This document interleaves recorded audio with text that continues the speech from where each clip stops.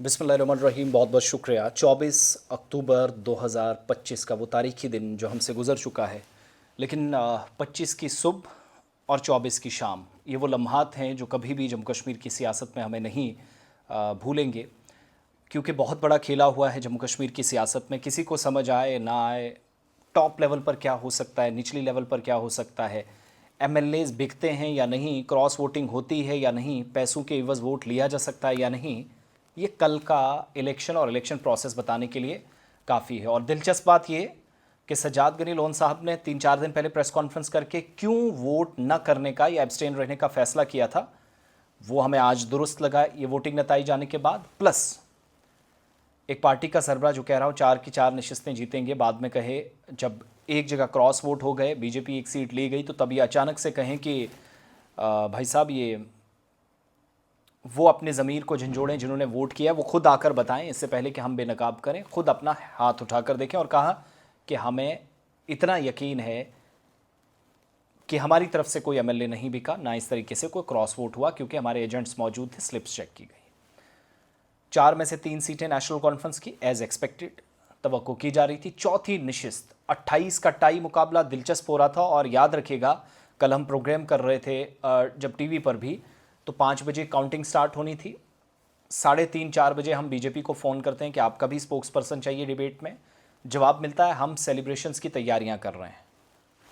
तो जब सेलिब्रेशंस की तैयारियों की बात हुई तो चंद मिनट के लिए मेरे जहन में आया कि ये बात क्यों कही जा रही है, कि जब सब कुछ ठीक था, दिन भर एमएलएज कह रहे थे कि ऑल इज़ वेल, हमने नेशनल कॉन्फ्रेंस को वोट दिया, बड़े और वसी मफाद के लिए हमने किया, ऐसा क्या अचानक शाम को होता है कि सारी गेम पलट जाती है। एक वोट चाहिए था सत शर्मा साहब को जीतने के लिए, एक एक्स्ट्रा वोट, तो होता यहाँ पर क्या है कि एक के बजाय 4 क्रॉस वोट्स हो जाते हैं। अब कुछ तकनीकी गलतियां भी हैं, वो भी ज़रा आपको समझाऊंगा।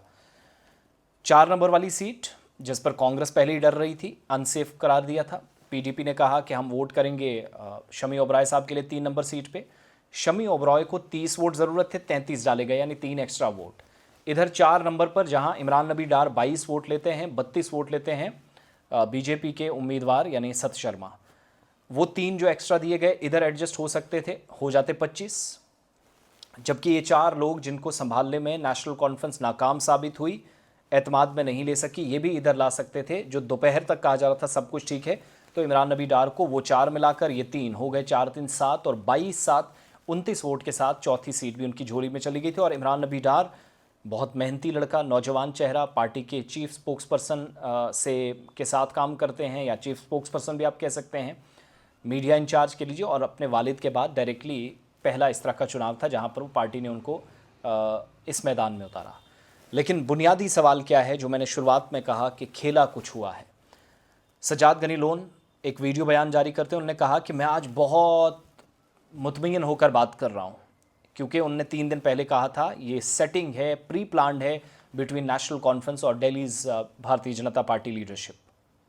ये टॉप लेवल पर सब हुआ, ये उनका मुबैना इल्ज़ाम था। हम तो नहीं कह रहे, ना मैं कह रहा हूँ कि ये दुरुस्त है, मगर एक बात जो उन्होंने कही, वो कुछ लोग इसके ऊपर जब तबसरा कर रहे हैं तो दुरुस्त मान रहे हैं। वो इसलिए क्योंकि इस पर जवाबदेही जब बनती है। कल नेशनल कॉन्फ्रेंस ने विक्ट्री स्पीच रखी थी, परेड रखी थी, प्रेस ब्रीफिंग होनी थी, सब कुछ कैंसिल। बहुत नाराज़गी, गमो गुस्सा, यहाँ तक सज्जाद किचलू साहब, शमी ओबराय साहब, चौधरी रमज़ान साहब, जो 3 कैंडिडेट जीते, वो भी काफ़ी नाखुश थे, इसलिए क्योंकि चौथी सीट पर गड़बड़ी हो गई, अपने ही खेमे के अंदर सब कुछ ठीक नहीं। ये शाम को क्लियर हुआ। उमर अब्दुल्ला साहब बाद में आकर कहते हैं कि मुझे इस बारे में पता ही नहीं है, जिन पर इल्ज़ामात लगा रहे हैं, और चेहरे की रंगत उड़ी हुई थी ये जब वो बाकी लोगों को मुबारकबाद पेश कर रहे थे, लग रहा था कि सब कुछ ठीक नहीं है विद इन ग्रुप। लेकिन ये एक सियासी वार्निंग, एक पॉलिटिकल वार्निंग, और एक बहुत बड़ी सियासी तब्दीली जम्मू कश्मीर के अंदर है। टनल के पार जिस पार्टी को, यानी बीजेपी, अगर इसके साथ कोई मुंसलिक होता था तो कहते थे कि आपको काट दिया जाएगा। आज टनल के पार लोगों को अपने साथ लाकर उनका कॉन्फिडेंस जीतने में बीजेपी कामयाब रही है। और ये वही बीजेपी है जिसके मैं यहाँ नहीं कहूँगा कि तरुण चुग साहब का रोल बिल्कुल नहीं है, ना ये सत शर्मा की ज़ाती जीत है, ना बीजेपी की अपनी मेहनत है।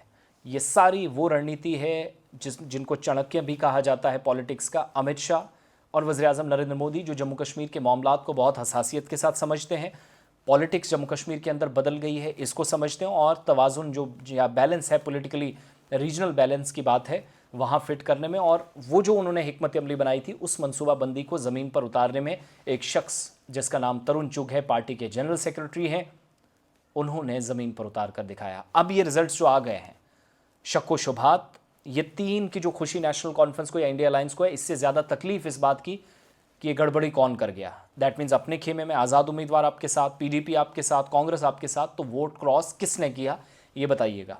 प्लस ज़िमनी इंतखाबात है, उपचुनाव होने जा रहा है, बाई इलेक्शन, वोटिंग हो रही है 11 तारीख को, 14 को रिजल्ट्स, कहीं ये सारी गड़बड़ी वहाँ तक ना पहुँच जाए और अगले असेंबली चुनाव तक ये जो आज ज़ख्म लगी है नेशनल कॉन्फ्रेंस को, ख़ास तौर से उनकी उमर अब्दुल्ला की क़यादत को, ये ज़ख्म हरा रहने वाला है। इसलिए कल मैंने ज़्यादा बात नहीं की, मुसलसल डिबेट्स डिस्कशन सुनी, लेकिन आप क्या राय रखते हैं और वाकई में क्या जम्मू कश्मीर के अंदर कुछ लोगों ने ज़मीर बेचने का काम किया है? हम तो सर्टिफिकेट्स नहीं देंगे, लेकिन कुछ पॉलिटिकल लोग कह रहे हैं और इमरान नबी डार साहब ने बड़ी कल परेशान होकर जब बात कर रहे थे मीडिया से तो उन्होंने कहा कि हमें पीडीपी पर भी शक है।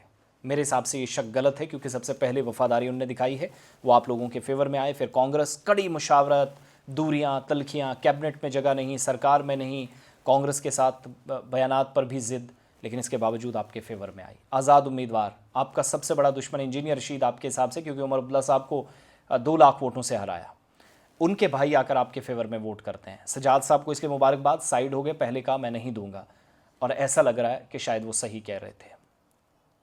शक व शुबहात हैं, बहरहाल ये नाम आज सामने आ जाएंगे, याद रखिएगा, ये सब पता चल जाएगा और मुझे लगता है ये एमएलएज खुद ही उससे पहले कई लोग जो एतराफ़ कर दे कि किन लोगों ने इस तरह का काम किया है। हमें कोई प्रॉब्लम नहीं किसको वोट देना क्या, लेकिन हम सियासी एतबार से डिस्कस कर रहे हैं कि मामला या पेच कहाँ पर फंसा जिसने नेशनल कॉन्फ्रेंस के लिए यहाँ तो रिजल्ट्स आए लेकिन वहाँ मुसीबत खड़ी कर दी। आपका ओपिनियन क्या है ज़रूर बताइएगा और आज दिन में आप देखिएगा कितने डिबेट्स होंगे। ये बीजेपी को बड़ी शिकस्त मिली है, इंतखाबात के अंदर 3-1 का रिजल्ट रहा है क्योंकि वो 2 पर दावा कर रहे थे, लेकिन मॉरल विक्ट्री अगर आप देखेंगे तो मेरे हिसाब से भारतीय जनता पार्टी की रही है और मॉरलिटी को ख़त्म करने का किन लोगों ने काम किया ये हमें तो पता नहीं है, आप लोग ज़रूर बताइएगा। अगर कुछ मालूम है गाली गलौज से बचिएगा। बहुत बहुत शुक्रिया आप सबका।